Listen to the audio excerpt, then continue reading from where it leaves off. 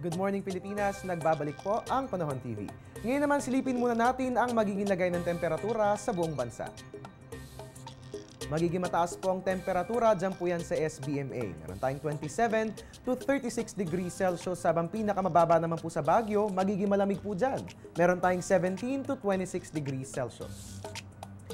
Magiging mataas din po ang temperatura sa Clark Zone. Meron tayong 27 to 36 degrees Celsius, habang pinakamababa po sa Tagaytay na may 22 to 32 degrees Celsius.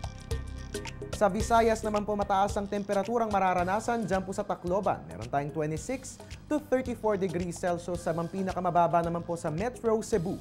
Meron tayong 23 to 34 degrees Celsius. And dyan po sa Mindanao, magiging mataas po ang temperatura sa Metro Davao. Meron tayong 25 to 32 degrees Celsius, habang pinakamababa naman po sa Cagayan de Oro at Zamboanga na may magkaparehas na 24 to 33 degrees Celsius. Ngayon naman alamin din natin ang weather condition sa selected areas sa ating bansa. Mataas pong mararanasang temperatura dyan po yan sa Rojas City. Meron tayong 27 to 33 degrees Celsius, habang pinakamababa naman po sa Calapan City na may 25 to 32 degrees Celsius. Sa Dipolog naman po, mataas din pong mararanasang temperatura, ganun din sa Surigao del Norte. Meron dyan 25 to 32 degrees Celsius, habang pinakamababa naman pong mararanasang temperatura, dyan po yan sa Tagbilaran City. Meron tayong 24 to 32 degrees Celsius. Para naman sa mga nagdadalang tao, dapat mag-prenatal check-up. Alamin ang kahalagahan nito, dito lamang po yan sa Sigla.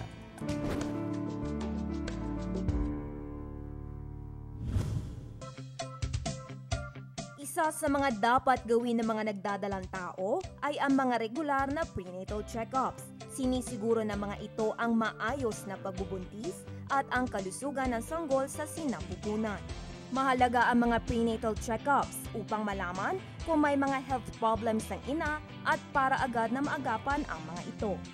Kasama sa mga prenatal check-ups ang pagmomonitor ng timbang at blood pressure ng buntis. Isinasagawa rin ang pelvic exam. Makakatulong ang mga ito upang malaman kung may mga kakulangan at impeksyon dinaranas ang nabubuntis at kung siya'y may makapit na pagdadalang tao. Kasama sa physical exam ang pagsusuri ng urine sample para malaman kung may impeksyon ang buntis at ang blood test para makita kung meron siyang anemia, HIV o AIDS. Isinasagawa rin ang pap smear para ma-detect ang cervical cancer at iba pang mga vaginal infection. Sa panahong ito, inirerekomenda ang pag-inom ng prenatal vitamins na may folic acid o vitamin B9 para maiwasan ang mga birth defects sa sanggol.